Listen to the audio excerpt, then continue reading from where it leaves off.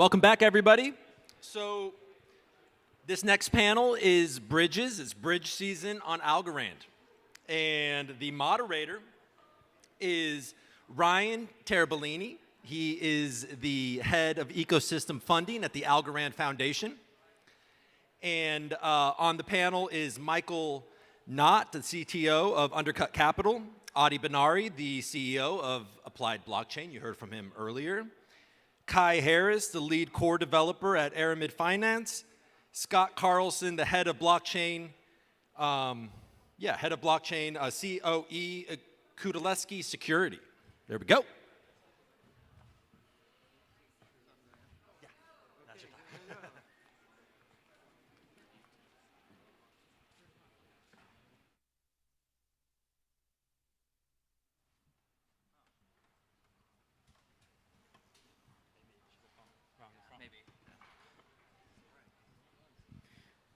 Good afternoon. It's great to see some familiar faces and plenty of new ones. Happy to be joined by our esteemed panelists here talking about bridges. It's a great segue from our DeFi panel because these bridges are going to be front and center when it comes to transferring value and assets from other blockchains, which is obviously key to the DeFi ecosystem growth and TVL growth on Algorand. So without further ado, I have Scott Carlson of Kudaleski Security here. We've got Kai from Aramid Finance, Adi Ben-Ari from Applied Blockchain, and Mike Knott of Undercurrent and Algo Foundry. So before we go into the technical nitty-gritty and kind of what the roadmap looks like, I first wanted to start with a little icebreaker. Icebreaker is, tell us about how you named your bridge and kind of the concept here, because I think there's some really fun backstories. Mike, why don't we start with you? You want to start with me? Okay. Well, our bridge is named Messina. It's after a failed bridge between Sicily and Italy. This bridge is not going to fail, though, right? Right. This is the first actual bridge that's going to succeed between Sicily and Italy. It's a pretty long straight to gap. Okay. Adi, how about you? So our bridge is called London Bridge. Most of the company itself and most of our products are not very imaginatively named. We looked out of the window, our office is in a tower in London, and we saw the bridge. But I guess, unlike in the song, London Bridge didn't fall down, it just went digital. Okay, so we've covered Italy and the UK. Where else we got? What's up with Aramid? So we actually started off with a different name, which was Zero Bridge, and our entire Discord channel, because we're decentralized and lots of us had never met each other, kind of got in a bit of an uproar. And so there was a big branding session, and we decided, let's analyze our past and kind of figure out what the best name would be based on our current community. And then, fell into Aramid based on just a load of Twitter spaces, basically. Awesome, awesome. And Kudaleski, I believe, is a Polish name, but not related to a bridge. Yeah, but we can be the rebar to their bridge to make sure that their bridge doesn't fall down. See, supporting infrastructure. All right. Now we can dive into the technical stuff. So, obviously a bridge requires interaction across multiple blockchains. Algorand has very unique properties compared to, lots of the bridges you see out there on the market. So just want to kind of canvas the panelists. What is the sort of technical nuances and challenges you had to overcome in building a bridge back and forth two-way between Algorand and other chains that might be EVM compatible, for example? Open to the floor. Okay, well, I'll take that one. So basically, on the EVM side, it's pretty well known, right? Bridging has been done between layer 1 and layer 2s there for a long time. On the Algorand side, there's some unique constraints about the network. Specifically around storage, which is going to be, obviously resolved with the box system. But for now, avoiding replay attacks is a big technical challenge because you have to somehow save what tokens have already been bridged by somebody. Could you define replay attack for the audience, just so they know what you're talking about? So replay attack is when someone bridges over a token and then tries to bridge over the same token again and again and again, and basically takes more than they should, right? So in order to do that, you have to be able to store what transactions have already occurred, and that's a big problem in Algorand. But we have found a pretty novel approach to doing that, which is a hack, actually, but it works. Yeah, so that was one of the main challenges with Algorand, I'd say. Yeah, actually we found that one of the things that was mentioned earlier, the increase in the storage, actually helps with that. We also, just because there are a lot of bridges around doesn't mean that they're necessarily very secure. Right? I mean, there's a lot of stuff out there in the crypto world that gets used by a lot of people that isn't has proven to be not very secure, and we've kind of been seeing this with warning about this with bridges for a long time, and obviously there've been some quite prominent failures on some bridges. So when we looked at bridges, we tried to look at it from a kind of what's the next stage here? What else do we need to do? And obviously, on the Algorand side, the state proofs are really what we need. They really allow us to move towards a trustless bridge. The cost on Ethereum is an issue, on Ethereum specifically, and we'll see how that manifests. What that looks like with the state proofs when that work is done. But we've also put in an extra layer in the middle for now, which is a secure enclave.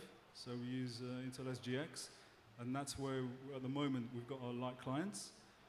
And what that allows us to do is to have a sort of predefined code set that we can't tamper with, which actually does the validations, and then have a relatively cheap way of verifying that on Ethereum, and then eventually we can move it to a fully trustless model. Yeah, so this is actually an interesting point, like the hardware that Adi mentioned. We've been looking into it for a while, and I think we're going to leave it for V2, but so it was one of the challenges that we were facing, and then we decided to wait for an upgrade to do this. And yeah, so the way we handle security on Algorand is on a layer 1. So we have a multi-signature contract, multi-signature wallet, and it means that the security is all handled by the Algorand technology itself, and there's no programmatic room for error there. On the Ethereum side, we have contracts, and those are handled with multi-signatures, on-chain, off-chain, and then on-chain verification of the multi-signature, as well as Michael mentioned, to avoid these double spending things, we have like unique identifiers for each transaction. So it's that's our kind of security model, I guess, paired with a consensus mechanism between our middleware. This took a while to develop, but it's seeming like it's pretty good now. We've got some interesting potential announcements to make in that regard coming up, but maybe later in the panel. Yeah. So let's bring in the scaffolding engineer. Yeah. You just heard a lot of different attack surfaces and different security models here. Where do you start to break these things down and try to put some TNT under the bridge? Well, first we have to think about what a bridge is for, right? A bridge started with let's move liquidity around so I can do stuff. Now it's being more and more used to move real objects around, NFTs or titles, because human beings don't want to know which chain they're on. They just want to use the value to do something. And first we started with let's make it work and let's prove that it can go from A to B.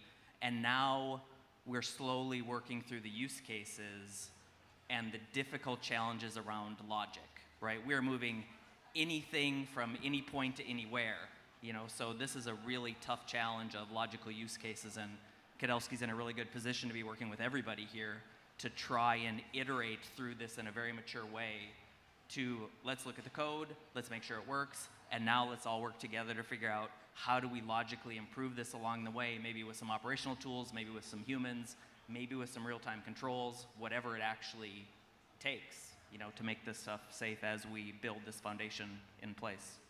Yep. So obviously, Wormhole had a pretty well-known exploit that caused losses of hundreds of millions of dollars. Fascinatingly, I was looking a bit in the background of how that happened, and it looks like a patch was already in place, but that patch was added to GitHub and not actually rolled out into production. So I guess so the point I'm making is there's somewhat of a human error element here. Like there's what you know and what you don't know, and even what you know can cause an exploit to happen, right? Well, so how do you mitigate for those type of incidents?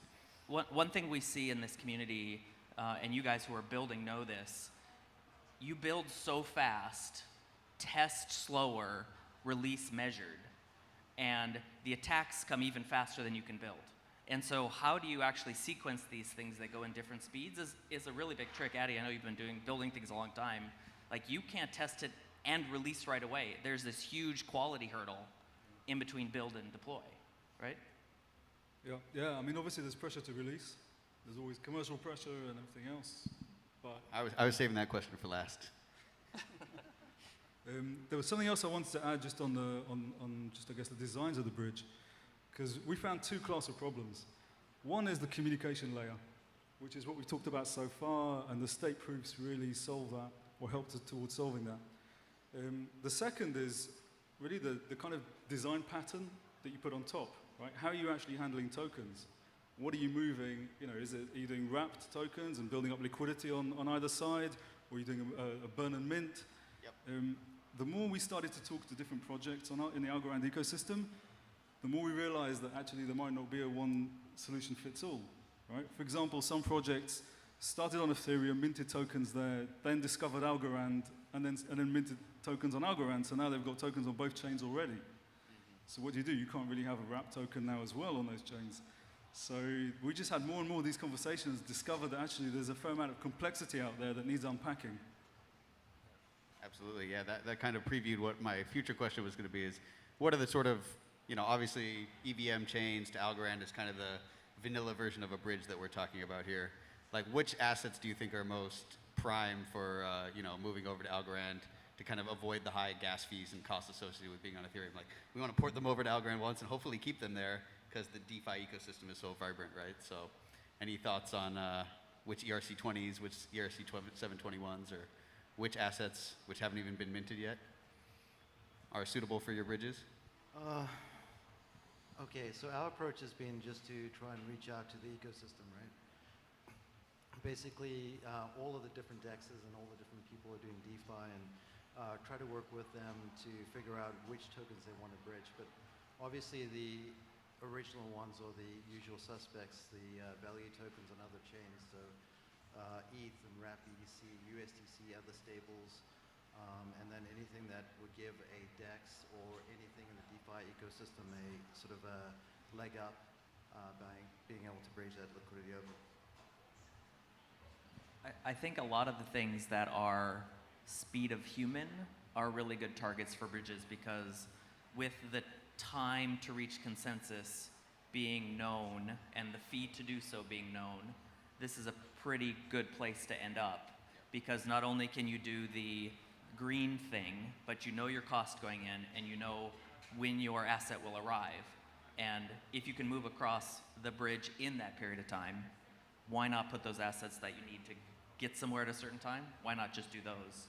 And that'll start with, usable objects of value that people want to transact, I think.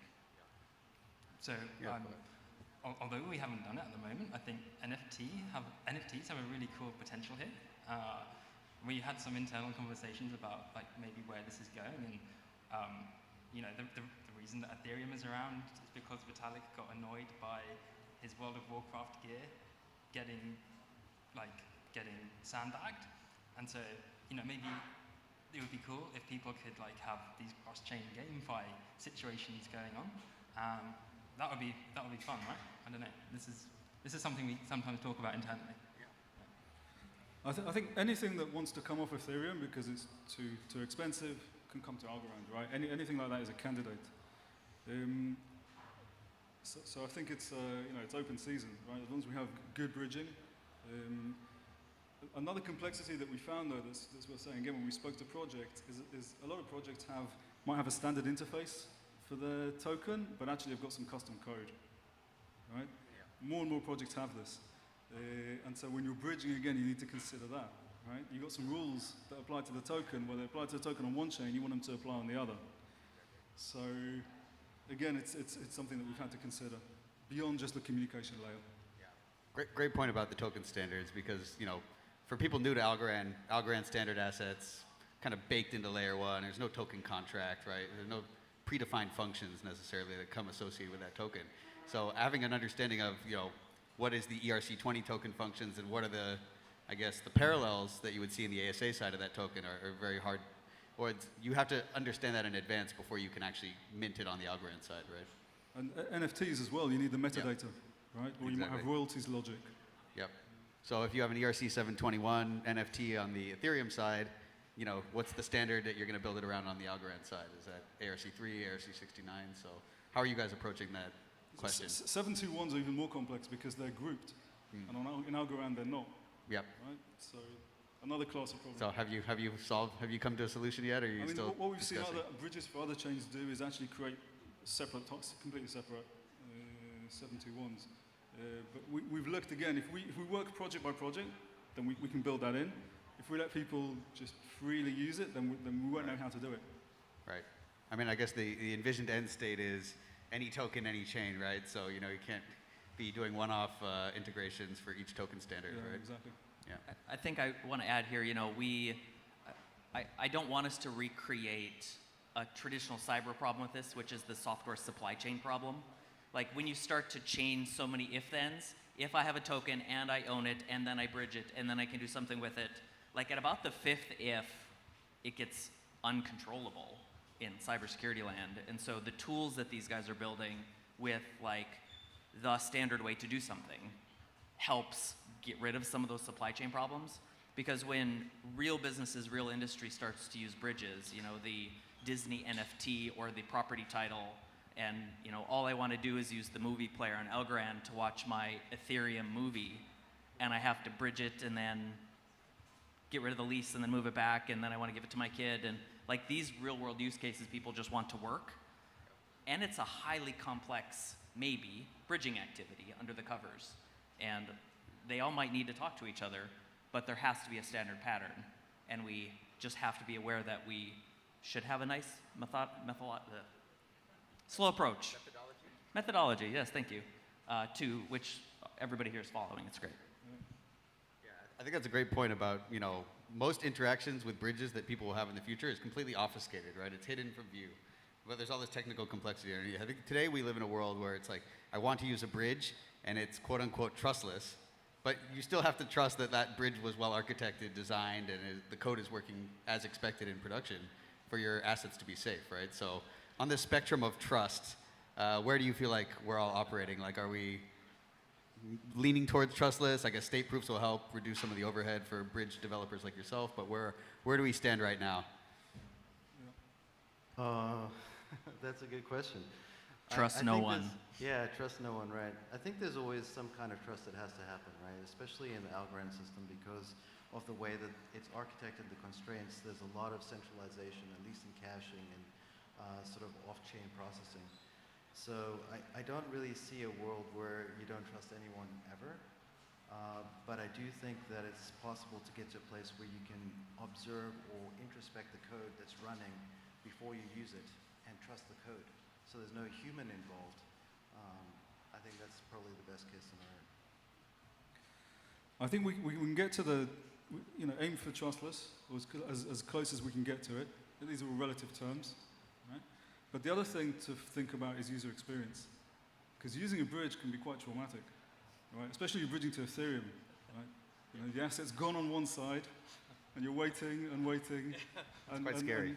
And you know, a lot of the user interfaces at the moment don't really give you much assurance, right? So we're really thinking about that problem as well. Like, how do you make people comfortable and to know exactly what's going on, and while that process is happening? Yeah, it's an interesting point, sorry, because that's one of the things that we took really into account in our bridge design, is that perhaps a lot of people using bridges at the beginning coming to Algorand don't have experience on the Algorand ecosystem, right? And so they wouldn't have Algorand in their wallets, they wouldn't be opted into the actual ASAs or other smart contracts they want to do. And so we've designed a system that actually airdrops Algo when you bridge into Algorand, so you can actually use the thing that you brought over, as well as doing all the opt-ins and all these things that are required for the user experience to be seamless. That is fantastic. Yeah, I guess for the trustless aspect, it's like people are talking about state proofs a lot, and this is something that we would like to integrate. But I mean, even with state proofs, if it's built with snarks, then it's going to have an aspect of like toxic waste. And I don't know how Algorand will handle it, but you know, it's a high probability that it will be safe as long as one of the people who are involved in producing these snark proofs are a so-called like positive actor, right? Friendly actor. And So I guess it's, yeah, I've done some work with ZK recently with Harmony, and yeah, this is the trade-off of using snarks versus starks in terms of trustlessness. And yeah, there are some other protocols out there that do some really cool stuff here, like compressing these, making this user experience much faster with snark proofs. And Amina are one of them. They're kind of cool. But yeah, it'll be interesting to see what happens, I think. Yeah, I mean, the way we're addressing that, we've kind of staged this into 2 phases and assumed that the state proofs are going to come out in a couple of phases as well. So the first phase won't be compact, but it will be the state proof. And so we'll be able to verify that, as I said, in the enclave. And then we're not concerned about size, we're not concerned about performance, we're not constrained by that, and it doesn't impact the cost on Ethereum either. And it doesn't have the toxic waste issue. The next phase after that will be to then look at the ZK snarks, adopt them, obviously assess the risks, and the cost on Ethereum, and move to that. Just a comment on this. You know, trust is earned, and the longer these live, the more you can trust them. And just because you trust it doesn't mean you do a single $100 million transaction to put TLB in, right? We have risk gates in real life on purpose. You know, yes, I can send anybody $50 and nothing will block it. But if I try to send you 50,000 and I've never sent you money before, people get in the way and say, "Are you sure?" We have not gotten to the "are you sure" gate in this world. And I think humans are going to expect it. I think businesses are going to expect it. Whether we implement this in zero knowledge, in state pools, in oracles, in a combination of everything is an exercise to the builder. But I think we have to iterate through those sort of steps of maybe it's social trust combined with transaction trust, combined with some kind of risk in the middle, risk engine-y thing, I don't know, so that we can actually trust that the tech does it even when it goes bad. Yeah, that's a good point.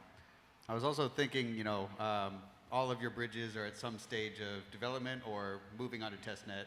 So what have you learned in the process of, you know, operating the bridge on testnet? What are you looking at as far as performance metrics go, or, you know, patching any critical vulnerabilities before it's prime time? Okay. What have we learned? We've learned it's a lot harder in Algorand than we thought when we first got into it. But it is working, that's one thing. In terms of performance metrics, we are live on testnet right now. Where can people go test this out? What's the URL? Messina.1. Messina.1? Yep. Go check it out.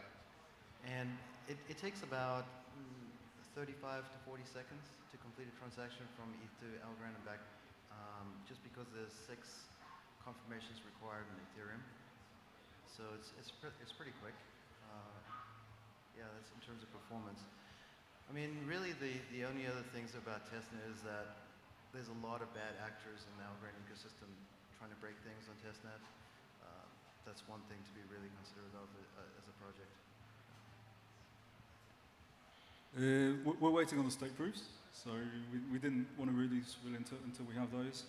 But yeah, then we'll obviously have the metrics. And our website is londonbridge.io, in case anyone wants to check out information about what we've done already. Yeah, so we've been on testnet for like many months now, and have found that lots of the users are really happily posting responses back on our Discord channel for their experience. And yeah, we've got a really nice team of people like trying to handle all this stuff. But yeah, getting to testnet was cool as well. I feel like I need to give a shout out to Banji, he's like one of the developers on the Algorand Discord, who's just a machine. He doesn't stop answering questions, or I don't know what they look like. And so also Nalon as well was really helpful with this. This has been our experience with testnet, basically.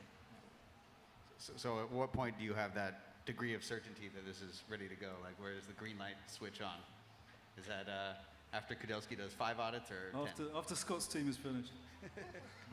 Yeah, so let's just talk about what ready means. Does it work? Is it QA'd? Is it secure? Yeah.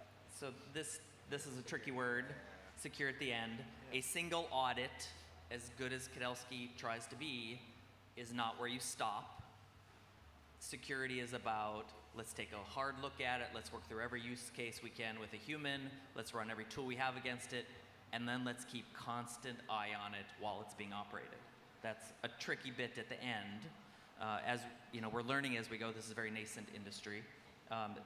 You guys are doing highly complex technical things, and you've been great. We're working with everybody to try and work through how to launch this safely.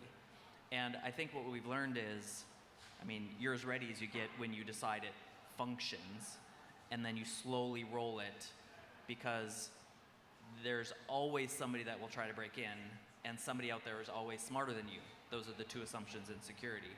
And so you just have to tap dance into that a bit to see if you can catch it and if you were kind of right along the way, and then continuous maturity. And I think that's what everybody's doing here, even the foundation.